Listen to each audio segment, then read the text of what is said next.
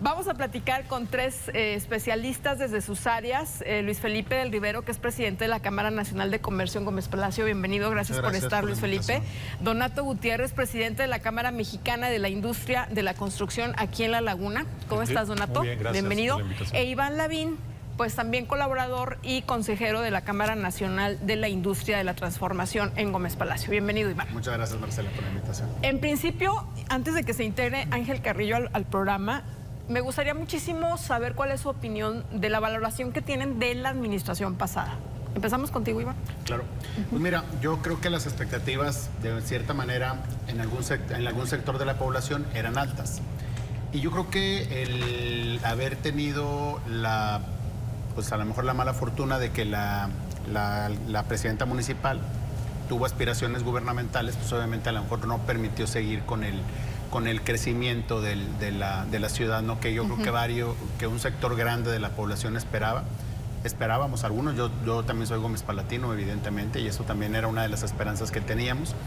Sin embargo, creo que la premura de su próxima candidatura principalmente, pues fue lo que no permitió que ella, pues a lo mejor le diera seguimiento a lo que había trazado como promesas de campaña. Y evidentemente, pues vemos un municipio que pues no creció, a lo mejor en algunos elementos decreció y en algunos otros elementos empeoró, ¿no? Entonces, creo que esa es una de las circunstancias. Sin embargo, también es paradójico porque también sabemos que uno de los municipios que más riqueza genera, pues es Gómez Palacio. Es precisamente eso lo que iba a comentar. Gómez Palacio, Lerdo y Durango son los tres municipios fuertes, ¿no? del estado. Sin embargo, tienen otra opinión en la Cámara de la Construcción, ¿no? Y sobre todo porque ustedes fueron proveedores del gobierno del estado. Híjole, sí, es un tema bastante complicado. Iniciaste diciendo que la comparativa entre Coahuila y Durango pues se tiene que dar porque somos vecinos. Somos los mismos, sí. Los mismos empresarios, el mismo clima, la misma tierra, la misma zona geográfica. Entonces, definitivamente las comparaciones son odiosas, pero en números reales en la construcción yo te puedo decir, los números no mienten. En Coahuila, en el 2021, facturamos 17,000 millones de pesos, en Durango 5,000, en empleo 52,000 contra 18,000. Entonces ahí te das cuenta en cuestiones numéricas, en cuestiones económicas, que hay una gran diferencia entre Coahuila y Durango, porque Durango está a nivel nacional es de los estados con más retraso en infraestructura del país. Entonces sí, tienen bastante tarea las nuevas autoridades ahora que van a llegar. Ahora, se supone que cuando se genera riqueza es precisamente cuando se genera la construcción de obra pública, porque pues eso genera circulante del recurso público que estamos pagando como impuestos y demás. Y Durango tiene mucha captación, tiene mucha recaudación y hay pago de todas esas personas que somos causantes, ¿no? de diversos impuestos. ¿A qué le atribuyes este retraso en la obra pública con respecto a Coahuila? Yo lo que siempre he dicho es que básicamente lo único diferente en nuestra región son los gobiernos. Nada más. Yo creo que han sido no tan buenos gobiernos en los últimos años, en las últimas administraciones, que tienen al estado de Durango así en un retraso a nivel nacional. A nivel federal te puedo decir que Coahuila y Durango fueron de los que menos presupuesto tuvieron en el país. Hablamos de 1.4% del total del presupuesto federal a Coahuila, de 1.6% a Durango, y el 73% se fue a los estados de Campeche y de Tabasco, del total de presupuesto de infraestructura. Entonces, no está nada fácil el panorama, pero pues hay que trabajar y trabajar con el gobierno, ¿no? Nosotros los empresarios, ir de la mano con ellos para poder trabajar por Durango también. ¿Cuál es la perspectiva del comercio en el caso de Gómez Palacio? Porque es uno de los municipios más fuertes de Durango, ¿no? Bueno, Marcela, nosotros como Cámara, Canaco, Servitur, tenemos tres áreas: el comercio, los servicios y el turismo. Nosotros aglutinamos una gran cantidad del sector terciario aquí en Gómez Palacio y en la comarca lagunera de Durango. Como ya bien lo mencionaba Iván, pues habían muchas expectativas de cambios positivos en el 2018, cuando entra la administración pasada.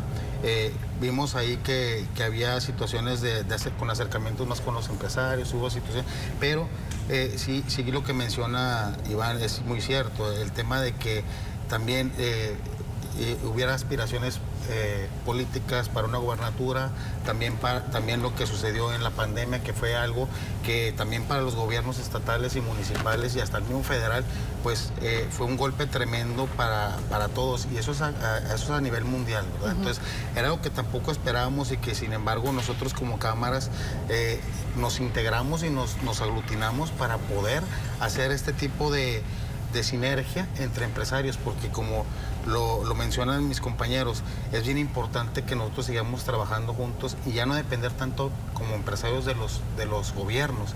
¿No tendremos la culpa de esto nosotros mismos, Donato, del hecho de la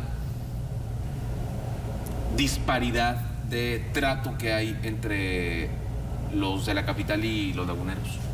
No, yo creo que esto va más allá. Yo creo que los laguneros siempre hemos salido adelante independientemente de la situación en las capitales. O sea, las grandes empresas están acá. Yo creo que Saltillo, en su situación geográfica cercana a Monterrey, ayuda mucho en ese sentido a que Saltillo siga creciendo. Y del otro lado de Durango, pienso yo que Gómez Palacio es la ciudad que me dispensen los capitalinos, pero es la ciudad más importante del estado de Durango. Entonces yo creo que los laguneros siempre hemos salido adelante con o sin apoyo de los gobiernos que están. Esa es mi opinión. Iván. La consultora Deloitte tiene calificada a Gómez Palacio como la ciudad más rica de México, más que San Pedro. Es una realidad lo que dice Donato, hay cierta realidad de que de cierta manera somos autosuficientes, y esa autosuficiencia a lo mejor pues hace que los gobiernos estatales pues digan vamos a ayudar a los que están más cercanos, que son los que nos piden más rápido y nos piden más a la mano, es decir, los duranguenses de la capital. De cierta manera creo que los Gómez Palatinos, se le podemos decir así, iba a decir laguneros, pero más bien Gómez Palatinos, nos hemos caracterizado por tener esa autosuficiencia, por tener estas empresas que de una manera u otra responden y salen al quite, y de una manera u otra pues generan empleos, generan riqueza, generan obviamente economía. Pero por otro lado sí es una realidad que nos falta infraestructura, eso es una realidad, y que yo creo que más que culpables, yo creo que más bien es que a lo mejor por un lado no hemos hecho escuchar nuestra voz, y dos, que de una manera u otra la autosuficiencia genera cierta indiferencia. Porque también al invertirle el turismo es un tema de desarrollo económico. Entonces, es un círculo que hay que llenar ahí, y creo que Durango pues no lo ha hecho. ¿Qué hay del tema de Marcela? Abría este espacio con una reflexión que me parece importante retomar, que es la deuda que tiene el gobierno del estado con el sector magisterial. Hay una carga, es importante reconocerlo y hacer al abogado del diablo, es una carga muy fuerte la que hay de parte de los maestros hacia el gobierno.